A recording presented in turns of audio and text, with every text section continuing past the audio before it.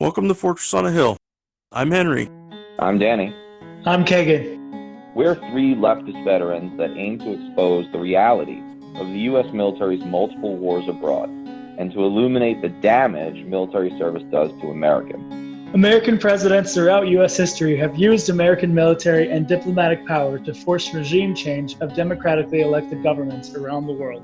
Most veterans come from families vested in prior service, and American generals choose their own, ensuring diversity of thought never interferes with American warmongering. How can we stand by and do nothing while our military kills and destroys lives the world over, while telling Americans that all this death and destruction protects them from terrorists when nothing could be more false? Fortress on a Hill aims to change that. Well, welcome everyone to Fortress on a Hill. Have a really great discussion for you today. We're going to be talking with Talia. That's the one thing I didn't ask before we started. Talia Lugacy? Lugacy. Talia Lugacy. Okay. And she is the director and co-writer of This Is Not a War Story, a film that was just recently released. That it's a very unusual, powerful film. It tracks a ragtag group of combat veterans in New York whose anti-war art, poetry, and papermaking keeps them together despite the specter of their friend's suicide and the ever-crystallizing fact that healing from war is sometimes an impossible mission. So with us today is the director, Talia. Talia, how are you doing today? I'm well, thanks, Henry. Hanging in there through pandemic times. It's like everybody is, just hanging on the wire. So Talia co-wrote and directed the feature film Descent, starring Rosario Dawson, which premiered in competition at the Tribeca Film Festival and was released theatrically by Warner Independent.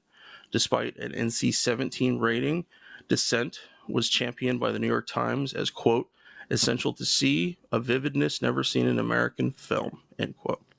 Talia is a full-time assistant professor of screen studies at Eugene Lang College of Liberal Arts, the New School in New York City.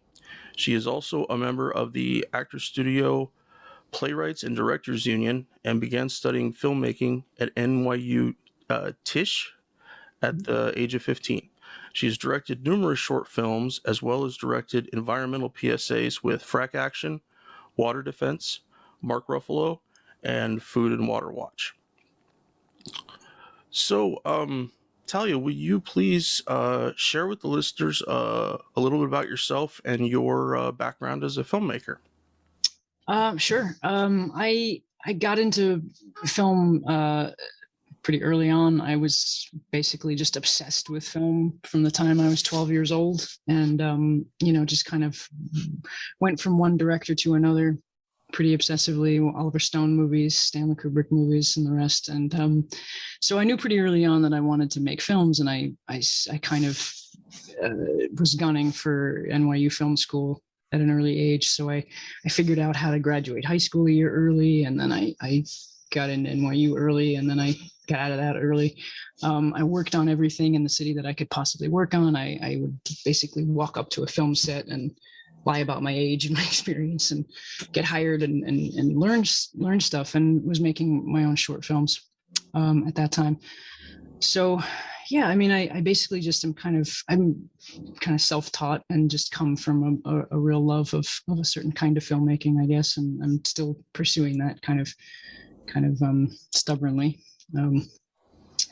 trying to kind of, make films that I believe matter and will stand the test of time. That's my hope, in any case. But yeah, that's sort of my background. If you were to, were there any specific films that you really saw as kind of the thematic origins of this? Were there any things that you could point our listeners to that kind of gave you an idea? Film-wise, no. This really came from personal life. I've been sort of contending with trauma my whole adult life, and And it comes from a childhood that I've spent a lifetime trying to get a grip on. So this film is definitely, there's a lot of film sources for this, but it wasn't so much the content inspiration. Like I would point to the films of Bresson to say that this is where I got ideas about actors and non-actors in the same movie, and how does that work, and how far can you take that. But content wise, they're not very related at all. I definitely grew up with a fascination towards military culture. I don't have any. I do have an uncle who's a Vietnam vet, but I never got to know him very well, and he died when I was a teenager. But on my father's side of the family, he's my father is Moroccan and came to this country in the 70s. His family all lives in Israel, so I spent a lot of time as a kid in Israel, and I didn't obviously know anything about the politics at that time. I knew that all my cousins and uncles and aunts had all been in the IDF, and I did sort of worship that, and I had a very early kind of desire to be in that, and it was the one sort of identity that I felt over time as I was dealing with trauma. It was the one thing that I could kind of cling to sort of help me survive. So there's a lot, I guess, more personally going on with this than cinematically in terms of references. Yeah. So bring us into This Is Not a War Story. What is the film about, and what was the experience like for you making it, both as the director and as the actor? Cool. Yeah. I mean, well, the film to me is about trying to figure out how to live with trauma. I definitely, I haven't seen, and also this was something I found in the veteran community when I got to know people there, that they had also never really seen movies that depicted trauma that realistically assessed the fact that like you fucking live with it your whole life. It isn't something that like by the end of the movie you're fine. Like it's never been my experience with it. And when I learned how to live with it, one of my realizations was it ain't going anywhere. You can learn to live with it. You can show up every day and do the things, but you're not going to, you can't expel it from yourself. So in a way, the movie was an attempt to portray trauma through that lens, which I felt like I had never seen before in a film. And then also, as far as the experience making the movie, it was absolutely life altering for me, because I was pulling on these threads that I wasn't really sure that I had the right to tell this story, that I really belonged here, that I could do any of these things. And slowly but surely, the more veterans that I got to know as I was building this narrative, it became clear that I had such a kinship, and what I was learning from them through the process of making the film was how they've figured out how to cope, and how their humor and their tactile art with the paper making and whatnot was a way to, on the daily, contend with the demons and sort this shit out. So it was really the first time I had actually discovered a community of people that I liked being around. I'm kind of a solitary type person, and I always wondered if there was a group of human beings somewhere that I might relate to, and I seem to have found them. So it was, the process of making a film was definitely quite a challenge, from start to finish, no doubt. Something I want to return to a little bit later, but I just wanted to key up on it with what you just said, that we deal with so many films and stories these days that what you said about that trauma is easily done away, that it's like a course of antibiotics. I dealt with it, it's gone now, I don't have to carry it anymore. Is every day and people need to understand that it's something that it's like luggage, is that it's you bring it with you, and sometimes it's heavier, sometimes it's lighter, but it's always there.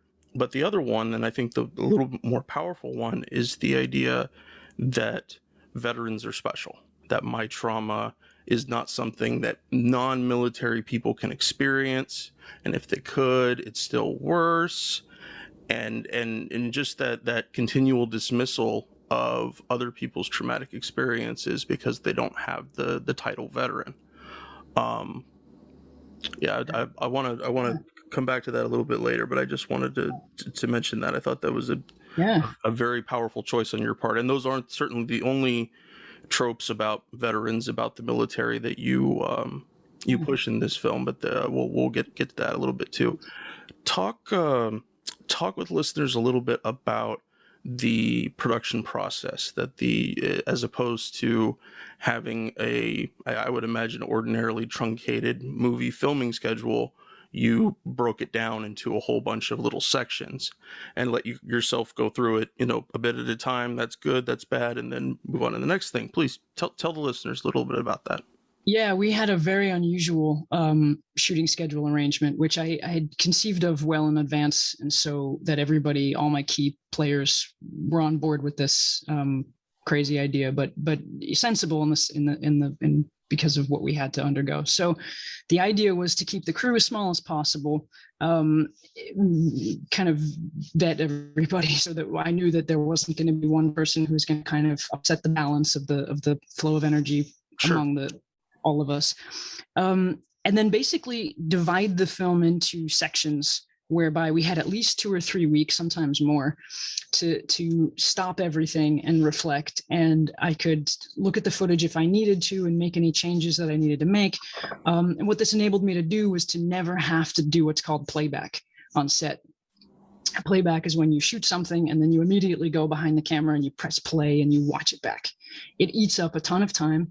It totally interrupts the flow. And because I'm acting in the damn thing, I would have to then watch myself and then jump back. It would be impossible. So like I had to figure out a way. Yeah, it was too much mind fuckery. And so I thought this is also helpful, not just in that sense, but also because I'm doing something that is unconventional in the sense that we have a script and we know where the improvisational pieces are going to be, but we don't necessarily know how they're going to go. Sure. So I don't know how much I can rely on that. There was a version of the movie in my head where we didn't really use any of it because I didn't, I knew and I hoped and I did a bunch of test shoots and all these kinds of things, but you never quite know. So this, I guess just from my experience making films in the past, the one thing I valued more than anything else was time. And the more time you have to process what you're doing and stop and reflect and look and change if you need to, the better the film is bound to be. The way you end up fucking up so much when you make a film is because you're in such a goddamn rush. It's so hard not to be in a rush when you're making a film. It's just there's always a million things that you have to pay attention to and surprises on top of that. And so I thought if I can just build in time, we'll be able to do what we're trying to do here, with sensitivity, that the level of sensitivity that we needed to, Yeah.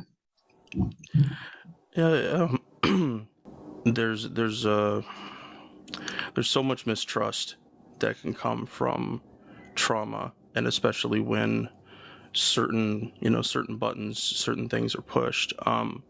Something that this film did that I don't think I've ever seen done in a similar way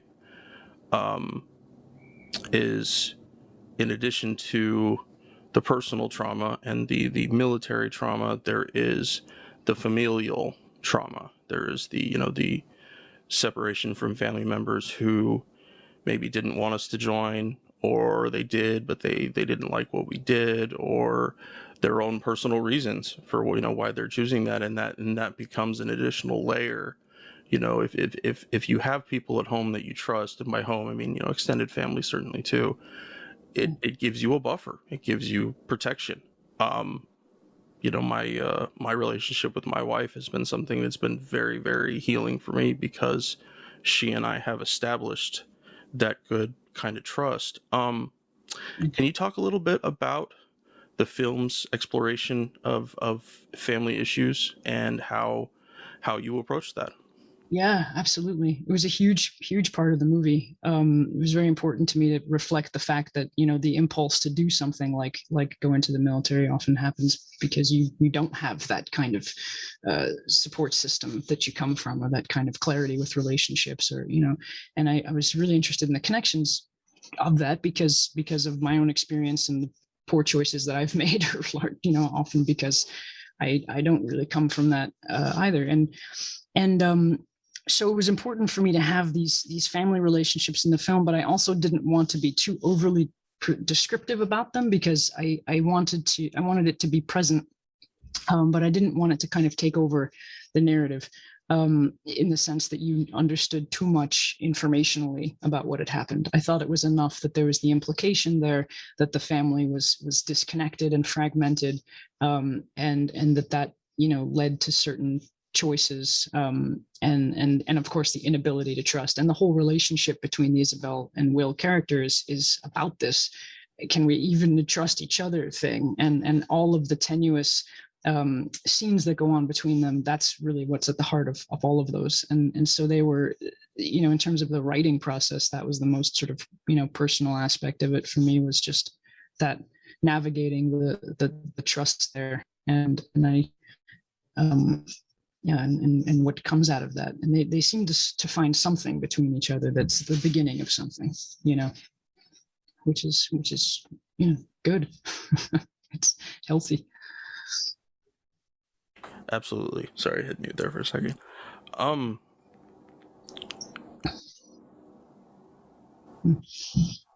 I'll remember. Hold on one second. I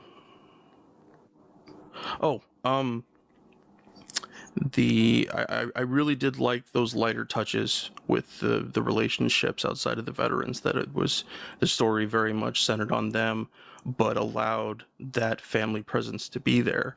And also is that, it's not always pretty. Your brother's character in the Isabel's brother in the movie seems to be very supportive, or as supportive as he can be, but he absolutely cares for his sister, wants to be there for her, didn't seem to take the broken nose quite too personally. But he's definitely there, and you can see that he does seem to understand where your lack of trust comes from, and especially the relationship with mom. Is that it's an entirely reversed with the brother, and that's something, like I mentioned with my wife, is that those areas of distrust get compounded when you add in trauma. It becomes that much more, and going to Thanksgiving dinner is not nearly as simple anymore. And it really can have a significant impact on your life. But I thought it was great that it was, that it was centered on the veterans, but you understood where the family was, where other people, and by family, I'm not just meaning family. Will's coworkers at the counseling center seem very very in tune with him. He knows their fellow veterans and have somewhat of an understanding of what he went through. So the family, it definitely extends to those good friends, those good coworkers. I consider them in my family bubble as well. So let's talk about some of the tropes that you did away with in this film. You have Will is played by Sam. I can't remember how to pronounce his last name. Adegoke. Adegoke. Okay. Adegoke. Will is played by Sam Adegoke as the lead protagonist, and it's centered on his story, on the experiences of somebody who's a person of color, who's Black, and had to survive whatever it was that happened to him. Not only just in the trauma, potential trauma of being in the military, but of being a Black man, being a woman, all those kind of things. And then actually moving on to that next part is that you have a female veteran as number two, the next most centered person in the story, played by yourself, and it really throws away a lot of the ordinary tropes that we're so used to. Your character Isabel wasn't defined by being a victim of sexual assault. She wasn't defined as being a subject of pursuit by other men in the film, and that includes not just Will, but the other veterans that you meet while everybody's making paper, that there's an acceptance there.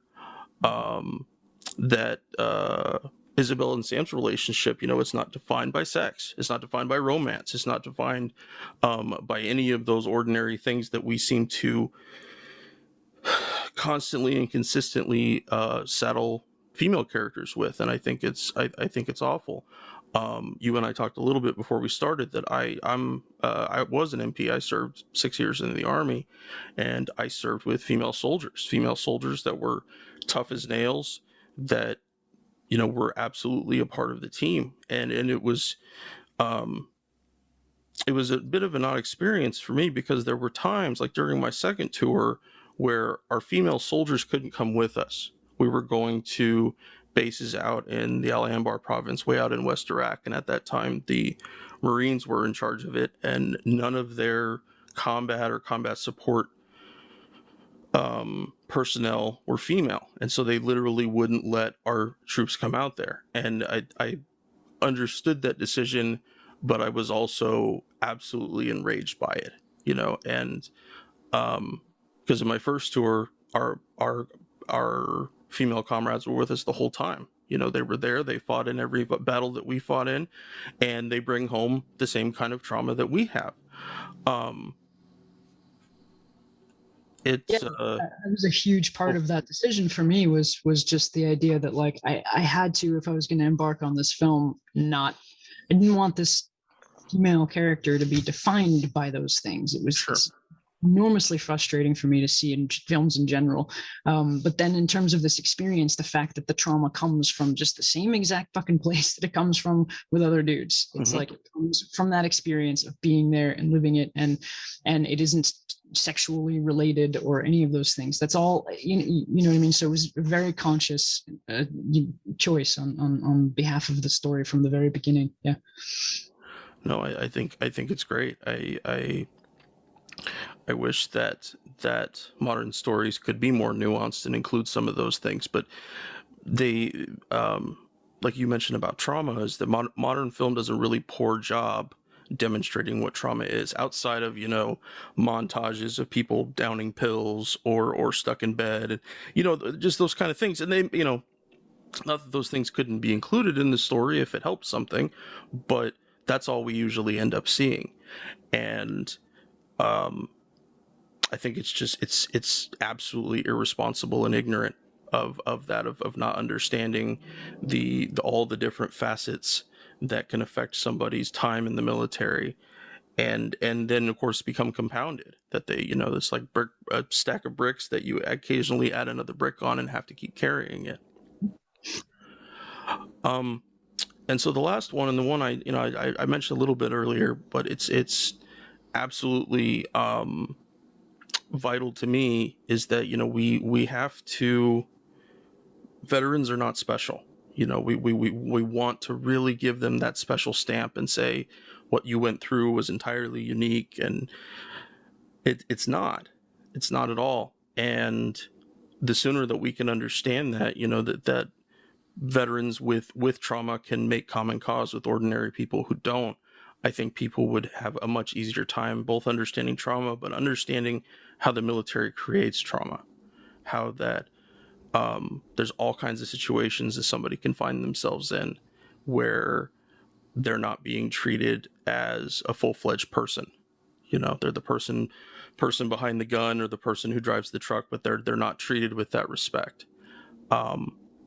But I think that it did wonderfully. It did a really great job of trying to ignore those. And I wanted to ask you, what was the experience like creating trust with the other veterans that were in the story? How did you, both as a filmmaker but as a person, how did you, I know certainly they needed to become comfortable with you, but you as the new person, both in producing the film and the person in the film, you had to get used to them. Please tell us about that a little bit.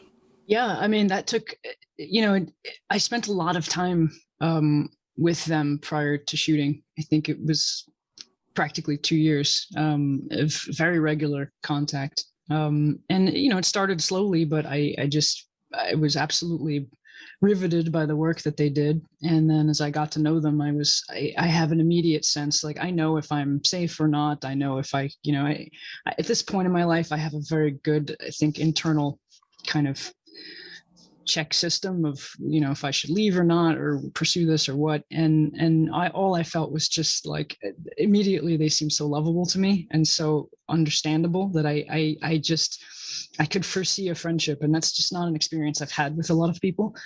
But it still went very slowly, and I had the idea that I wanted them to be in the film, because there was at one point early on the idea that, well, I'll write these characters, and these guys will help me kind of cast the right person and train the actors or whatever. But as soon as I started hanging out with them, I thought, they absolutely have to be in the film. There's no way I'm not doing that. So I really just kind of, it was a process of allowing myself to be okay with this new experience of, I really want to trust these people. I want to be around them, and to be okay with that feeling and allow it to happen, and then to reciprocate and allow them to get to know me a little bit, and be able to trust me. And I kind of, that only happens over time. It's just a matter of continuing to show up and to have the relationships and to be honest and I was very upfront about, my interest in trauma, and this where this story comes from, and just trying to do exactly what you were pointing out, Henry, is just the idea that, like, it's this universal traumatic experience. It's not confined to one, select group of people. And I think the more that we separate ourselves and identify in a certain way, it's not helpful. One thing that was very liberating about the experience was realizing that, like, I'm not crazy, and I'm not alone. And there are people who had totally different experiences than me in the reality of their lives, but we have such a similar experience of life in this moment because of these traumatic patterns. So wherever the pattern may have originated, and it took me a lot of years and a lot of time to kind of,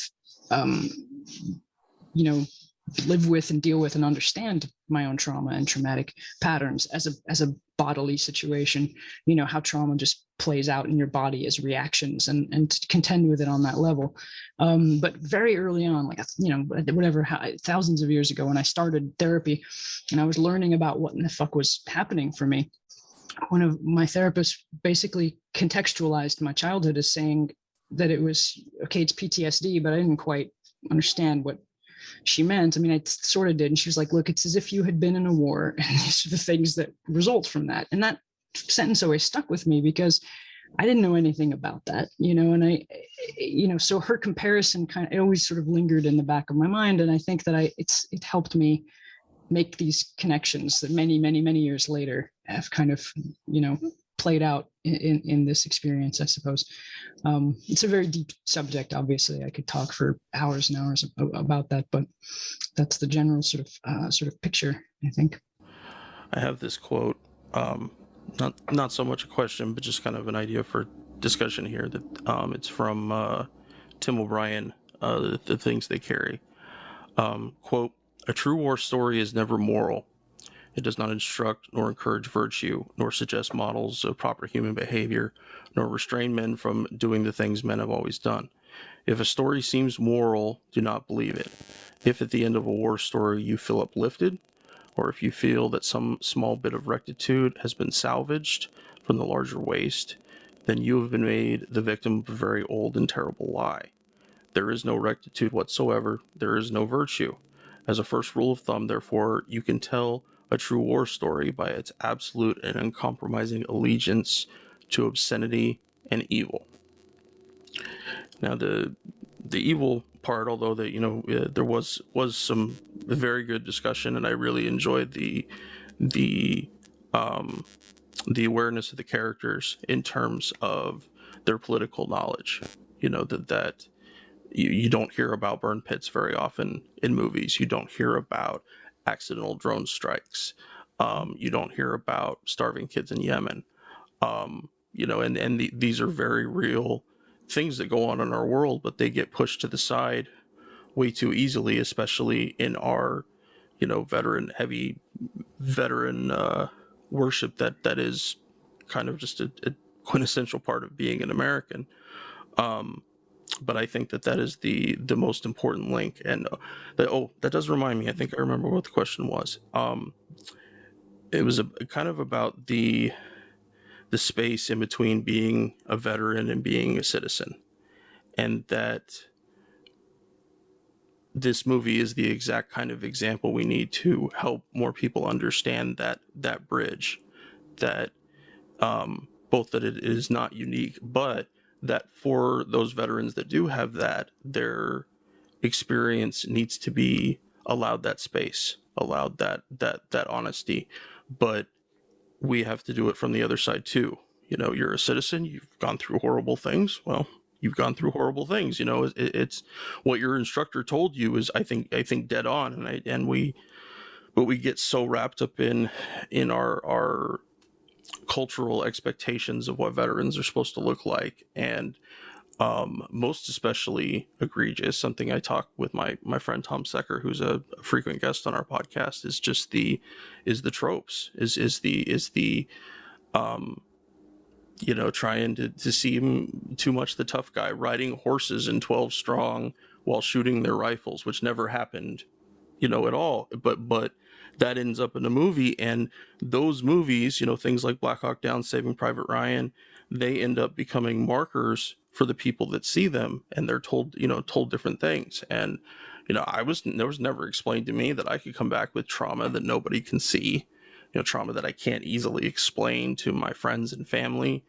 And I think that's what they want to do, is they want to, like exactly what Tim just mentioned in that quote, is they want to give somebody unearned uplifting feelings. Let's put it that way. And I've had that. I remember having that for the majority of my life watching Black Hawk Down. Is that it was horrible, and why did they have to do that? But hey, they did it. Good job, guys. Well, they didn't have to. And if they did, why do we think that? Why do we think that they absolutely, people have to go and defend what we say is the defense of our country? It's really defense of the myth of our country. It's not defending the actual country. It's just bullshit. Is what it is. Sorry, I'm yeah, no. So could you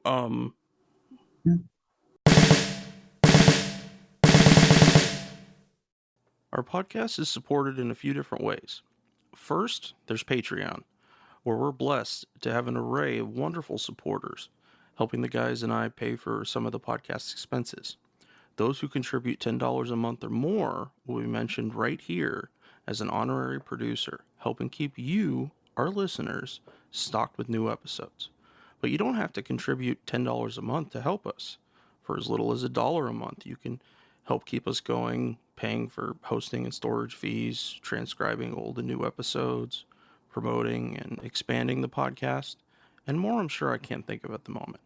So let's bring out our honorary producers, and they are Will Arens, Fahim Shirazi, James O'Barr, Adam Bellows, Eric Phillips, Paul Appel, Julie Dupree, Thomas Benson, Janet Hansen, Tristan Oliver, Daniel Fleming, Michael Karen, Zach H., Ren Jacob, Howard Reynolds, Why I Am Anti-War Podcast, Scott Spaulding, Kenneth Cordasco, Korgoth, and the Status Quo Podcast.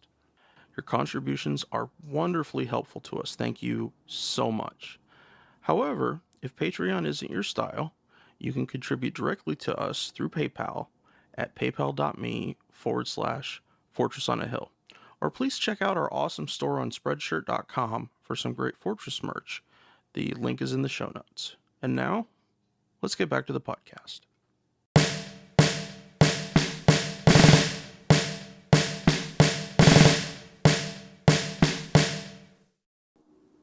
Could you, is there, you guys have a festival coming up this weekend, CineQuest? Is that the? Yeah, it's called CineQuest. It's out of Los Angeles, but it's virtual this year, obviously. And so yeah, this Sunday the 28th, you can watch the film, and then there'll be a Q&A with myself and Eli Wright, who's a Iraq veteran and one of the actors in the film, and who plays himself, obviously, and also Sam Adegoke, our actor playing Will, and executive producer Rosario Dawson. So all four of us will be on deck for a Q&A. Should be interesting. I mean, I'm hoping that we'll get into some deeper topics, but it's a film festival Q&A. It's not going to dive as deep as you and I are attempting to do. So Sure. I appreciate a conversation of this kind. You know? Yeah. No, I will. I'll share that online. That's coming up, and see if we can get a few of our followers. I'm planning to watch it myself, and maybe I can inject a question or two in there that's a little maybe a little different. We'll have to wait and see. Like you said, it's a film festival. Yeah, there was a lot, Henry, in what you were just describing that I would love to just. Sure. No, go ahead. I'm sorry. I didn't. Yeah. Go ahead, please. There's so much in there to unpack, and it reminded me that one of the first kind of conversations that I had with the veterans that I got to know as we were preparing to make this film was, obviously, we talked a lot about movies. And so, and it was interesting to me, one, that like so many of the veterans that I got to know are film buffs, which I just think is hilarious and great. And it just gave us such a great point of entry, and we could talk about all the movies that we hated and why we hated them, and for all the reasons you're describing. And I just, there was one part of what you were describing in there that called out to me, that it was about the idea that there's this irresponsibility, I guess, with movies and the tropes that they present, and that's true. And I think that one of the things that I was adamant about, with this film and also with my last film, was that like it has to be done a certain way to retain the story. And the reason why you see all these fucking tropes in movies all the time is because they cost so much money, and you need so many producers, and you need a studio, and you need all these things to finance your film. But at this point in time, you can finance with such a smaller scope. And what that enables you to do, the work is a million times harder, and you have to wear 50,000 hats or whatever, but you have control over the narrative. Mm-hmm. If I had ever tried to bother raising real studio funding for this film, I never would have gotten it, because they would never. You can't have the anti-war message wrapped up with the hero veteran thing. It's all there's a way to do things in that world of movie making that just doesn't apply to the thing I was trying to do. And so because we stayed small, we were able to keep all of this stuff intact.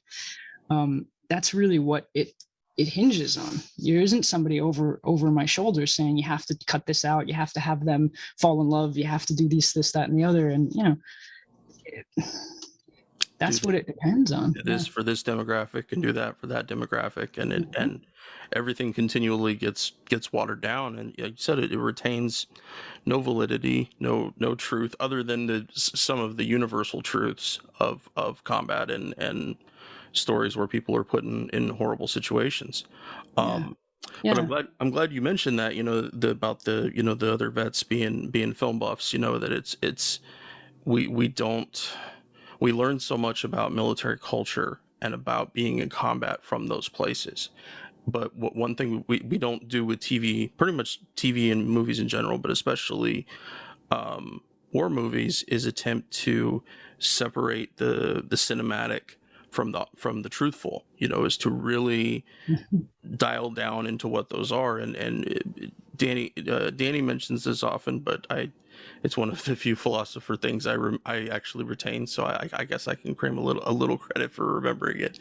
But there's a thing that a quote from Marcus Aurelius that talks about finding the truth in something, and about scraping away all the layers, is about pulling everything back and trying to find out what is really truthful, what's really honest. And I can see that everything that you've shared, that the taking smaller steps in between shooting, getting to know the veterans over a long period of time, which you could tell that you seemed your character seemed a little uncomfortable meeting them, but they were totally cool.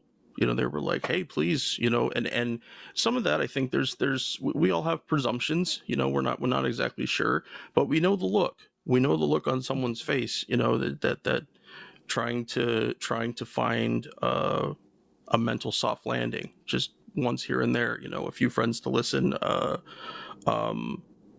and hopefully some better support. That the movie, like I mentioned earlier, I think it did really well with that. I think it did really well blending both the family and the friend support to our veteran protagonists. I think they did a really good job, but they didn't make it about them. It wasn't about them. But they were.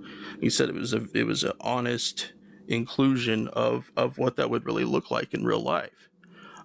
Aside from going to Thanksgiving dinner with the full table and arguing with Grandpa, your war wasn't as hard as my war was, boy.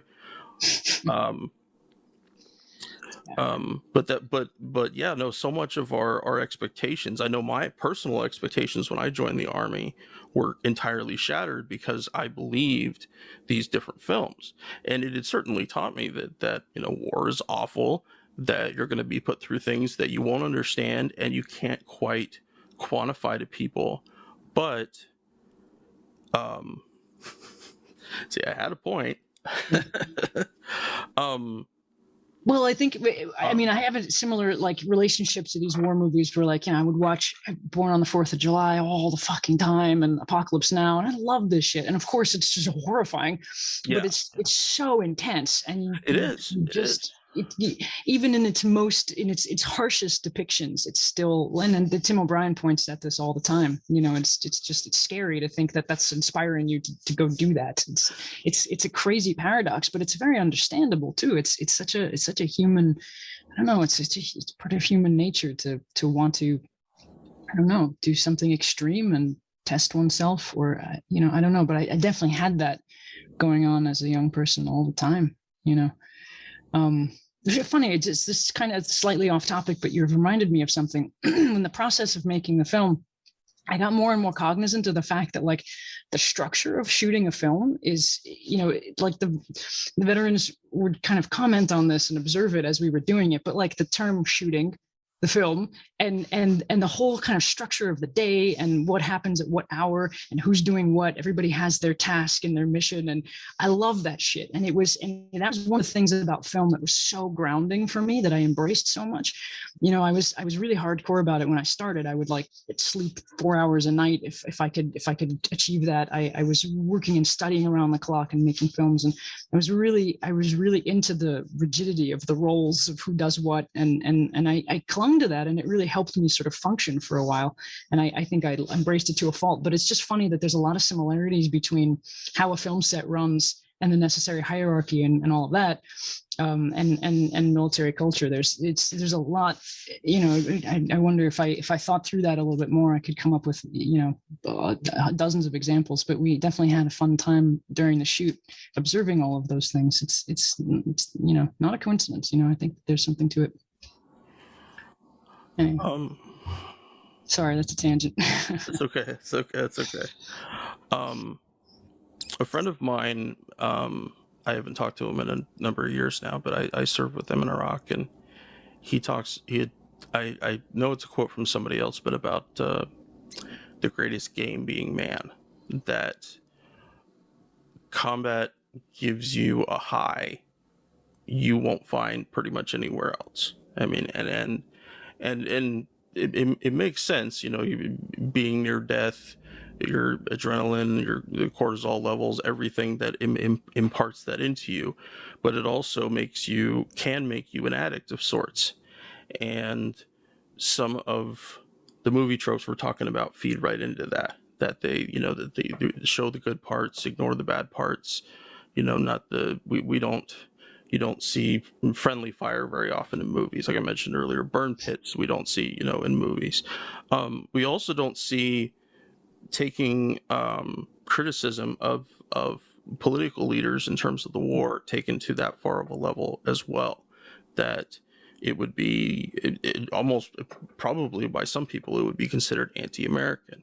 I consider it very pro-American, because it's honestly reflecting us. It's not trying to live up to the myth. It's saying we need to decide what's myth and what's fact. But we don't talk about that even if you don't get trauma, even if you don't have any of these other things happen, that you can come back a person who, I know for me, where the volume of life is just turned down. It's you know, that things that might have previously been exciting really aren't as exciting anymore, and it's hard to push yourself in that direction. You know, it's easy to dwell on the bad things, but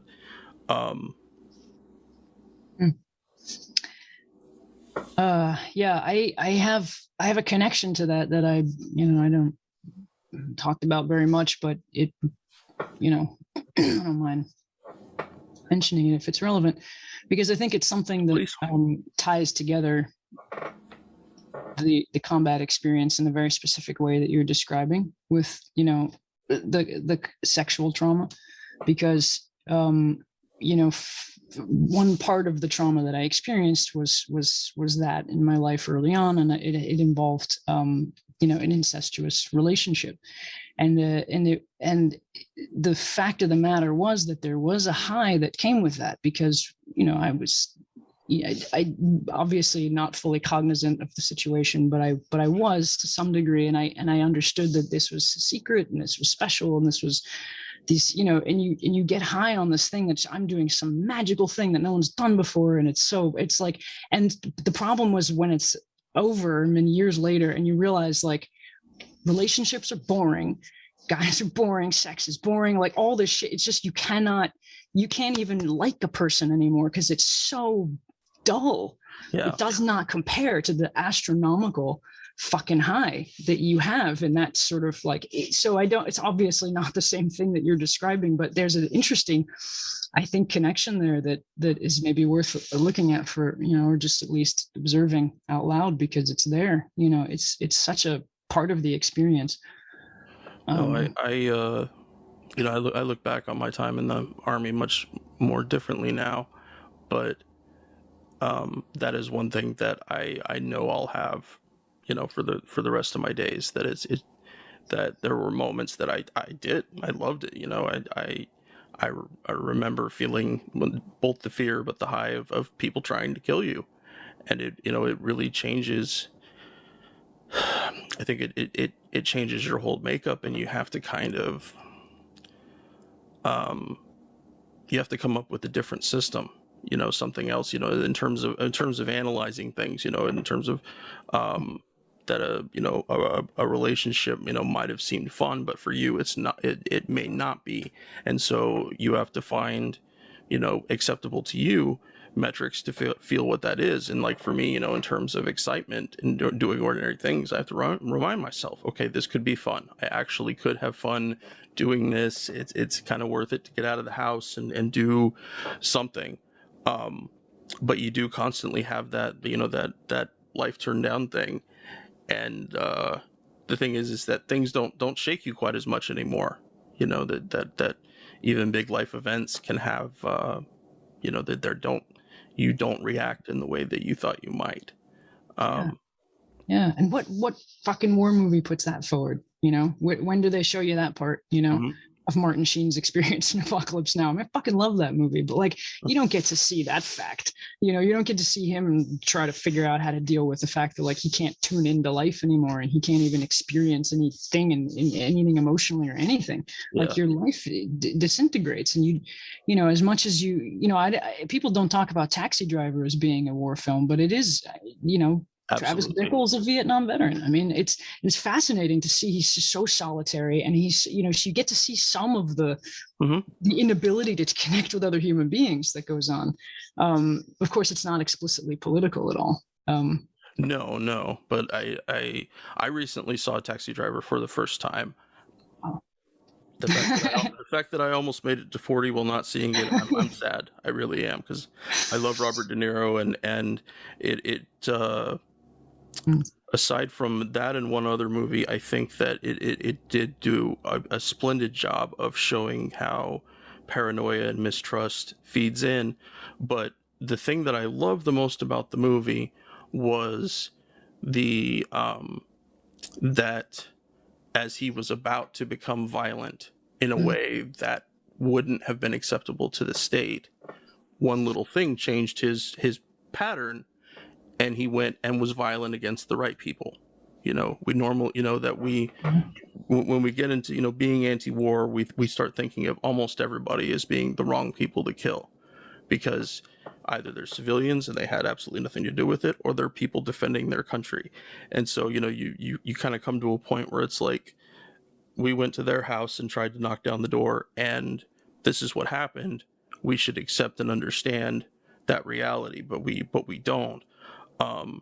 But no, you expected in Taxi Driver, you thought that Travis was going to try to kill the senator, and everything lined up, everything was, and then one little thing. And that's the thing that people miss, is that veterans and, well, human beings, indeed, that if that happens, that it's going to explode. Where it explodes, we're not certain. And I don't mean every veteran is going to explode, but that person in that kind of temperament and isolating themselves, finding people or ideas as the enemy, all that kind of stuff. But I thought they did a really good job with the paranoia part of that, the mistrust, and and not sleeping. He talks about that so much. And I do okay with sleeping these days, but I have so many friends that either sleep in terribly small chunks, or they really don't sleep at all. And that it's a really hard way to live life, especially in combat, when you need to get some kind of sleep. But the other one I wanted to mention real quick, and was From Heaven and Earth, Oliver Stone's third Vietnam movie. That the portrayal, I can't think of the fellow, Steve, the Marine Corps, the staff sergeant that ends up marrying I always it's Lai Li or Li Lai. I always mix up the order of how you're supposed to say her name, but you see, he comes home from Vietnam.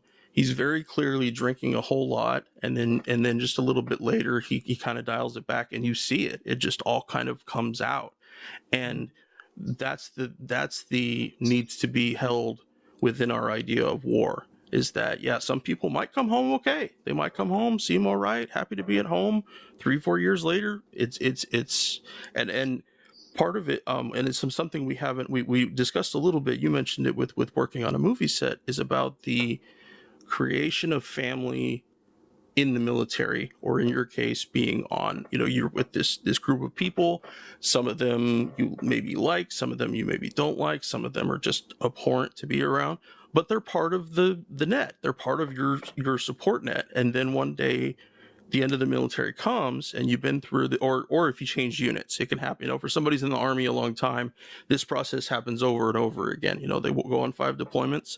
That's 5 different sets of military family that went with them, and each time there's a loss. And I know that I felt it myself, but we haven't. I don't think that we've even included that too. To understand what that really does to people. Over a long period of time. Yeah, no, there's loss there. It's law, and you don't. It's not like you have time to contend with it. Time to digest it. Just file it away, and it just becomes part of who you are now. Just more loss. Yep. Never have time to grieve, and so much time might go by that you don't even know what you're grieving for. You may not even make the connection between that experience of loss and grief with that actual incident.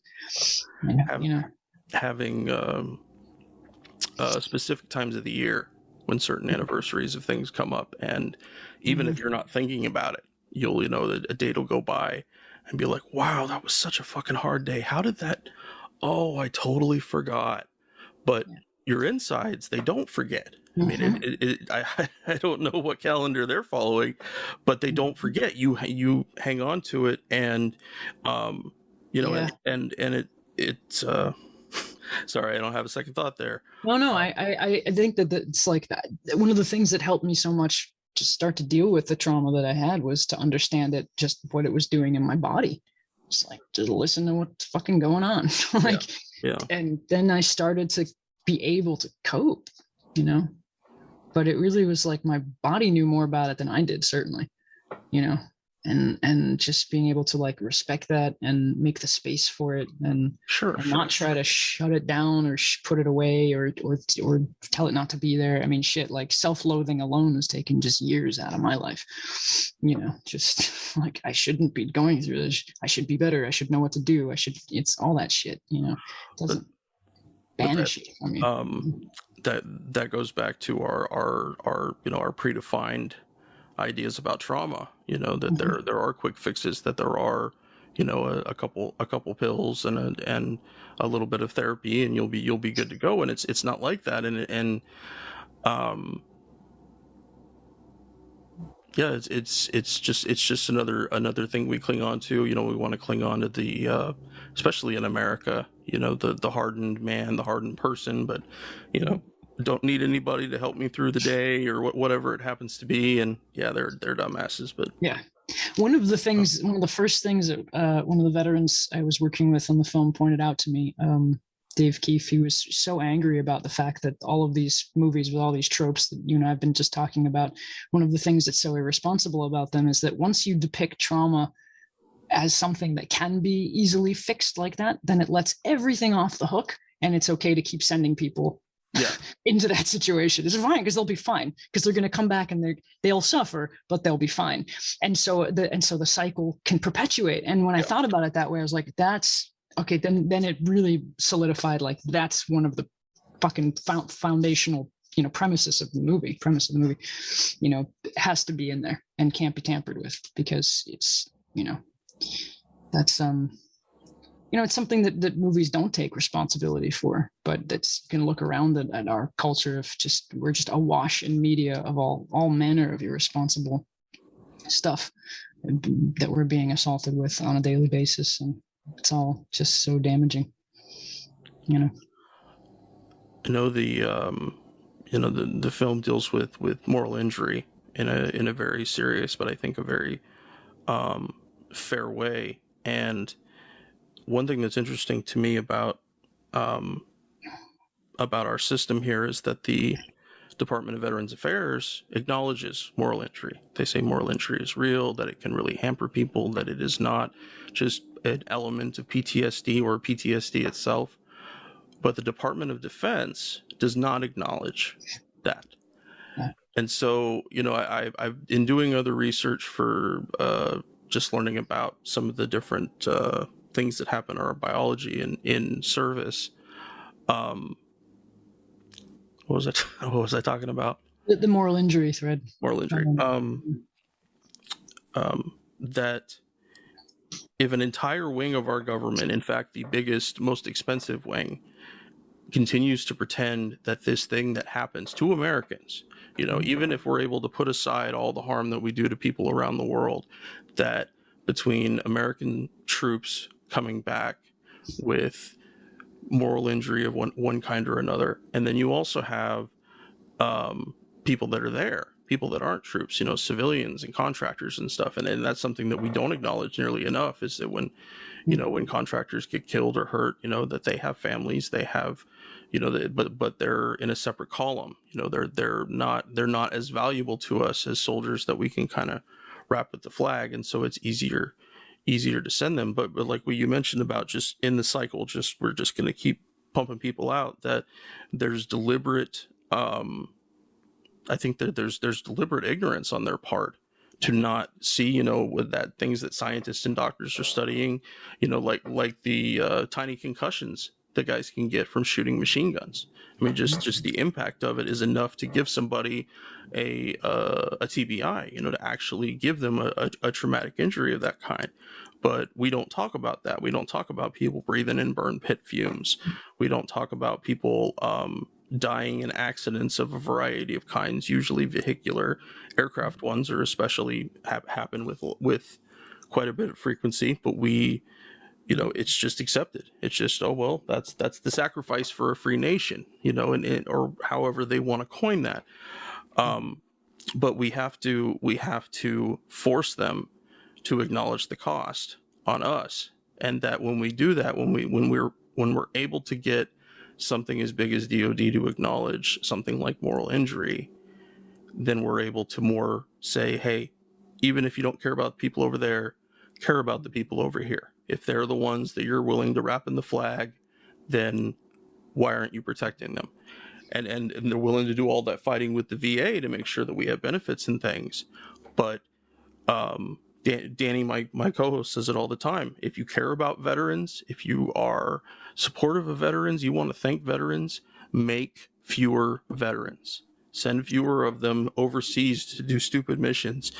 And does anybody grow up wanting to become a sailor that dies in a massive collision of ships at sea because of incompetence and poor leadership? We don't talk about that in recruitment pamphlets. That kind of stuff doesn't come out. And all of this, everything that's in this movie, I think it's only fair that the people who join deserve to know it.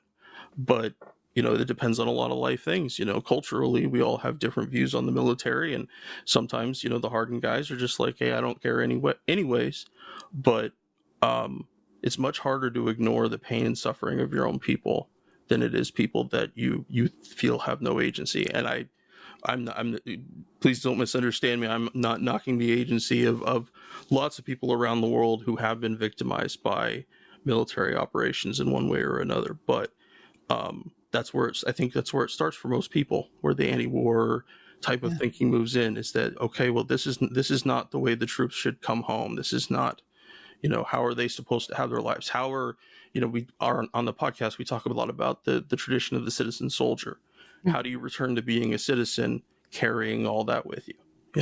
Our culture doesn't have that institution, right? That kind of ritual of integration. No. All, right? I mean, that's it's interesting. It's what you're describing made me kind of remember when I initially started writing this. I immediately, what I gravitated towards was I would just kind of plant myself in the library and get a whole giant mountain of books, all that I could find that were personal accounts of people who were in Iraq specifically. So I was thinking like, okay, what is this? There's two conflicts right now. There's Afghanistan and Iraq. And I immediately went towards that one because to me, with my minimal understanding of what the fuck was going on there, that seemed to me objectively so wrong. Like, okay, that you going to Afghanistan sort of made some sense after 9/11, kind of like I that whole period of time for me was disastrous, but I understood, like I was interested specifically in the experience of somebody who was engaged in that particular occupation, because as a civilian, that's what it stood out to me as being like, well, how do you stomach the wrongness of that, right? And but I don't know if that makes any sense, but that was my, because that invasion seemed so, just fucked from the beginning. Like, it's just such a fucked idea, and to talk to, people who have even less of an understanding of the situation than I did, thinking Saddam Hussein had something to do with 9/11, all this insanity, like such propagandist bullshit, but at the time, when it was happening, you of course couldn't say that. There was such a backlash against speaking out, but over time it became possible to do. But anyway, that was, I don't know how that, but I think that's the moral injury thread. It was in the very beginning. It was my kind of, what is this thing? It was specifically about that experience and suicidal ideation in relationship to that. George W. Bush made I don't want to call it interesting, it was morbid and fucked up, but he made a choice in the very beginning of the Iraq War to forbid any filming of returning troops, of dead troops. And that was an incredibly powerful and moving image from the Vietnam War, was the sight of the dead coming home and being, literally you can look in the shot and see however many coffins. And so, in line with the idea of DOD just completely disavowing it, that someone made the very conscious choice to remove that from our ability to have a discussion. And then you also have newscasters who, some of them I think are doing a little bit better on the critical parts of it. But that, Walter Cronkite was the guy that started saying it on the air every single night. This is the however many number 122nd day that we've been in Vietnam, and this is what's going on, and really hammered that home. And we don't see any kind of that journalistic courage anymore in that way. But going back to Bush's choice, is that there are people who firmly understand this, who firmly understand how messed up troops can come home, and their propensity for violence. I don't think, percentage wise, it's not a lot of veterans I think are overtly violent, but I think a lot of them can be very close to that line. That we see what happened with what happened in the Capitol on January 6th. But I also think those guys are looking for meaning.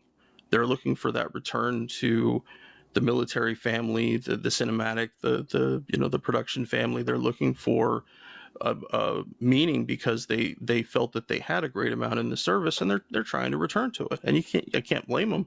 But the reality is they don't even comprehend that these things are happening. They don't comprehend what they've been robbed of, and they're still putting their trust into U.S. foreign policy writ large, which is just absolutely asinine. But we don't talk about it. I don't want to give people a pass for being so ignorant, but at the same time, if ignorance is a staple of your culture, as it kind of is for being an American, we can't have people wearing COVID masks. Our freedom is at stake. That it's it really changes the calculus. And I hope that can change. I hope that over time, I the other day I saw Jake Tapper on CNN talking quite honestly about Yemen. I don't know how many times he's done that in all the years he's been a journalist. I know there's been other times where I was like, "No, that's full of shit, man." But I think we have to get over that hump of it's kind of like Trump, and knowing that the more you hear the lie, the more the lie sinks in. And I think it's the same with military culture and with those kind of tropes. Talia, I think that is a great place for us to wrap it up for today. Will you remind the listeners again about the festival this weekend, and share with them anything else you have coming up? Sure. Yeah. So this is not a war story. You can watch it on Sunday, March 28th. I think it should be playing for 24 hours that day and possibly into Monday, but there'll be a Q&A with myself and veteran Eli Wright and actor Sam Adegoke and executive producer Rosario Dawson. So I think you can find that just at cinequest.org. Just you Google Cinequest and This Is Not a War Story and it'll come up. And for other news about the film, you can just, keep tabs on either me, I guess, I'm not totally social media illiterate, but I'll occasionally post something about where the film is at, if there's something to say, or my company's website, which is acousticpictures.org. Do you, this may be way too early, but do you have any thoughts as to what your next project might be? Well, yes. I've been writing for a while in this quarantine. I've been writing a lot, but I it's kind of too early to talk about what it is. That's okay. But I'm definitely kind of gunning to make another film. Hopefully sooner. It take a bit of time. I imagine it's definitely time for a vacation of some kind. especially with COVID, you get two vacations, one for the movie, one for COVID. Well, yeah, it's been a grim year. Well, Talia, thank you again for joining us today, and thanks listeners for being with us here, and we will catch you all again next time. Well, thank you, Henry. Thanks for having me. Yep. Take care, Talia. We're on Twitter at Fortress on a Hill, and also at facebook.com at Fortress on a Hill. You can find our main blog page and our full collection of episodes at www.fortressonahill.com. iTunes, Stitcher, Google Podcasts, Patreon, Spotify. You name it, almost anywhere you listen, we're already waiting for you. And hey, we're always in the market for more Patreon supporters. Please consider becoming a patron at patreon.com. And if you're not into giving us a monthly payment, think about giving us a couple bucks on PayPal. The link is in the show notes. Skepticism is one's best armor. Never forget it. We'll see you next time. And listen to my song.